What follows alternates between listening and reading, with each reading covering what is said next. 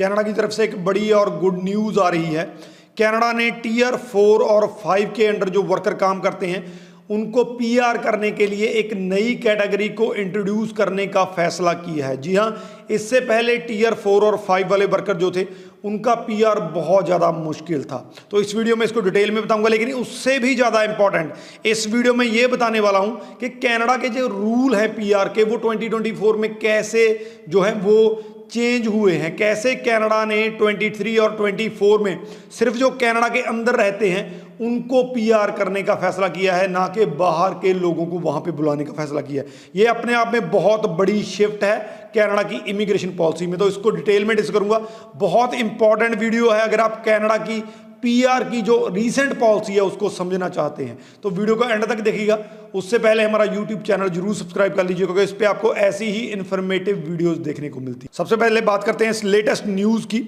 इसके under tier 4 और 5 के अंडर जो वर्कर काम करते हैं उनको एक अलग पाथवे के अंडर पीआर करने का फैसला किया गया है। सबसे पहले मैं टीयर 4 और 5 के वर्कर जो है उसकी एग्जांपल दे देता हूं ताकि आपको समझ में आ जाए कौन से वर्कर टीयर और 5 में काम करते हैं। इनको सेमी स्किल्ड लेबर भी कहा जाता है। इसमें होम चाइल्ड प्रोवाइडर हो गए, सेल्स एसोसिएट हो गए, वेटर वेटर्स जो होटल्स में काम करते हैं, ट्रक ड्राइवर हो गए, सिक्योरिटी गार्ड हो गए, फार्मर वर्कर हो गए, इसके अलावा कंस्ट्रक्शन के अंडर जो लेबर काम करते हैं तो इसमें वो आ जाते हैं। तो कनाडा ने कहीं ना कहीं पे इस कैटेगरी को भी अब उठा लिया है कि इनको भी पीआर दिया जाए। तो इसके दो रीज़न हैं बेसिकली। पहला रीज़न तो ये है कि ऑलरेडी जो कनाडा में काम कर रहे हैं वर्कर वो वहाँ के हिस्सा बन चुके हैं, वहाँ के कल्चर का, वहाँ की जो सोसाइटी है उसका हिस्सा बन चुके हैं और मैक्सिमम जो प्रोविंसेस हैं वो इनको रिटेन करना चाहती हैं ताकि नए लोगों को बुलाने की बजाय जो पुराने लोग ऑलरेडी वहाँ पे काम कर रहे हैं, जिनको वहाँ की लैंग्वेज की समझ है, वहाँ के काम की समझ है, तो उनको रिटेन किया जा सके। लेकिन दूसरा कारण है, ये बहुत ज़्यादा इंपॉर्टेंट है, पॉलिसी में शिफ्ट है बहुत बड़ा। पहले इमिग्रेशन पॉलिसी के अंडर कनाडा में जो भी ड्रॉ निकलता था, अगर पीआर कोई आता था तो उसमें बाहर से आउटसाइड कनाडा में स्किल्ड लोगों को बुलाया जाता। लेकिन इस टाइम पे 23 और 24 में कनाडा ने इस चीज़ को बंद कर दिया है। अब सिर्फ कनाडा के अंदर जो स्किल्ड लेबर बैठी है सिर्फ उनको ही ड्रॉ में शामिल किया जाता है। एग्जाम्पल दे देता हूँ, जो रिसेंट ड्रॉ निकले हैं सिर्फ जुलाई 8 को ड्रॉ निकला था फ्रेंच प्रोफिशिएंसी का, जुलाई 16 को पीएनपी का ड्रॉ था, जुलाई 17 को कैनेडियन एक्सपीरियंस क्लास का ड्रॉ था, उसके बाद फिर फ्रेंच प्रोफिशिएंसी था, जुलाई 30 को पीएनपी का था और 31 को जो है वो कैनेडियन एक्सपीरियंस क्लास का। तो इनमें जो मैंने अभी आपको जुलाई के ड्रॉ मैंने है, इसमें सिर्फ जो लोग इस टाइम पे कनाडा के अंदर काम कर रहे हैं सिर्फ उनको इनवाइट किया गया है। तो ये अपने आप में इमिग्रेशन के रूल्स की बहुत बड़ी शिफ्ट है। और ये जो टीयर 4 और 5 को पीआर के अंडर लेके आने वाला मामला है, ये भी उसी से जो है जुड़ा हुआ है कि लोग जो हैं वो कनाडा के अंदर बैठे हैं, ऑलरेडी वहाँ का हिस्सा बन चुके हैं, उनको पीआर किया जा सके। जैसा मैंने पहले एक वीडियो में बताया था कि कनाडा अपना टेम्परेरी जो वीज़ा पे लोग वहाँ पे बैठे हैं उसको कम करना चाहता है क्योंकि बहुत सारे लोग टेम्परेरी वीज़ा पे कनाडा में बैठे हैं। उसके उन्होंने 2 मेथड निकाले थे।